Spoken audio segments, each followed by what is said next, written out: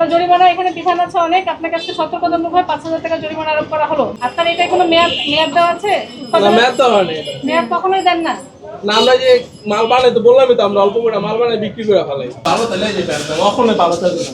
এখন ভালো তুলতেছে। হ্যাঁ, ফ্রেশ না দাও। আপনারা এগুলো পরিষ্কার করেন না? কোনগুলা? এখন হ্যাঁ, পুরোটা এখন কাজ চলতেছে তো, তার কারণে মনে হয় একটু পায়ের যে আবর্জনা ছিল সেটা আছে। তাই এর এটা খোলা কেন? এটা খোলা যে কাজ করতেছি না ম্যাম, ময়লা ফালাইতেছি। ময়লা ঢাকনা তুলতে হবে না? খোলা রাখা যাবে?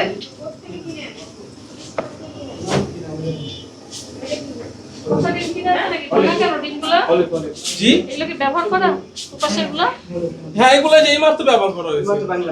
ভাঙ্গা এই মাত্র ব্যবহার করা, বাংলা তো ব্যবহার কি করা। বানাচ্ছেন? এগুলো খাবার দিতেছি তো বানিয়ে এই ওই দিয়ে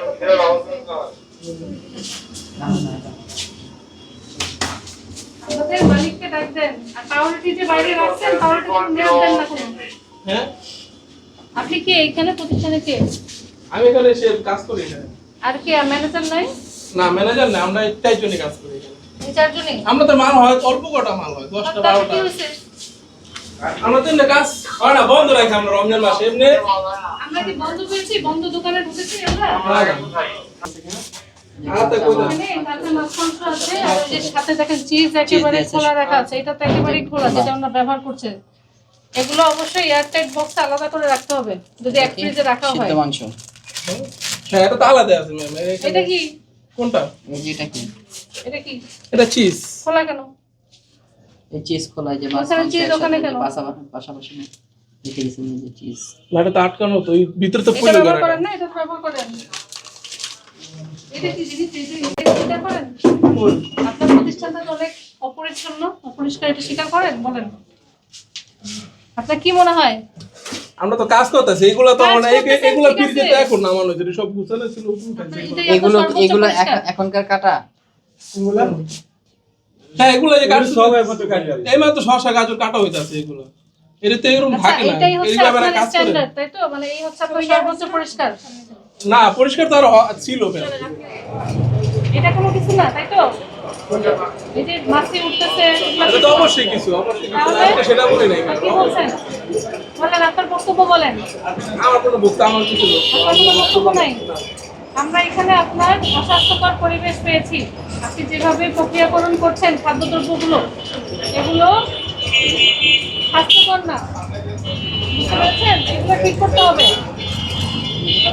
এগুলো যদি ঠিক না করেন তাহলে তো ব্যবসা করা যাবে না। আর এই যে আপনার কি লাইসেন্স আছে এই প্রতিষ্ঠানে?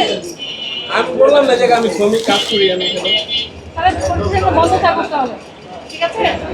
প্রতিষ্ঠান তাহলে আমরা বন্ধ রেখে যাই, মালিককে আসে দিয়ে এইসব বক্তব্য দিয়ে জবাব দিয়ে তারপরে দেখায় তারপরে খুলবেন।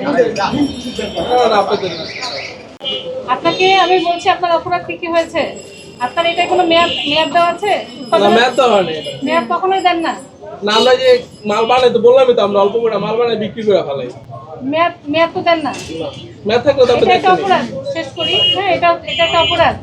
ভোক্তাধিকার আইনের 37 ধারায় পণ্যের গায়ে উৎপাদনের তারিখ, মেয়াদ উত্তীর্ণের তারিখ সর্বোচ্চ মুদ্রামূল্য উল্লেখ থাকতে হবে।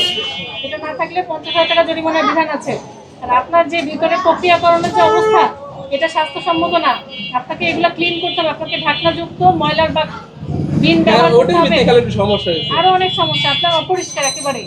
আপনাকে পরিষ্কার করতে হবে। যেখানে খাবার আপনি ডিসপ্লে করছেন, এখানে ভিতরে কিন্তু মাছি আছে, ছোট ছোট মাছি আছে। বুঝতে পেরেছেন? এগুলো মেয়াদ দিতে হবে। আপনাকে আজকে ভোক্তাধিকার আইনের 37 এবং 43 ধারায় এই পণ্যে মেয়াদ না দেওয়া এবং অস্বাস্থ্যকর পরিবেশে খাদ্য প্রক্রিয়াকরণের কাগজপত্র নাই।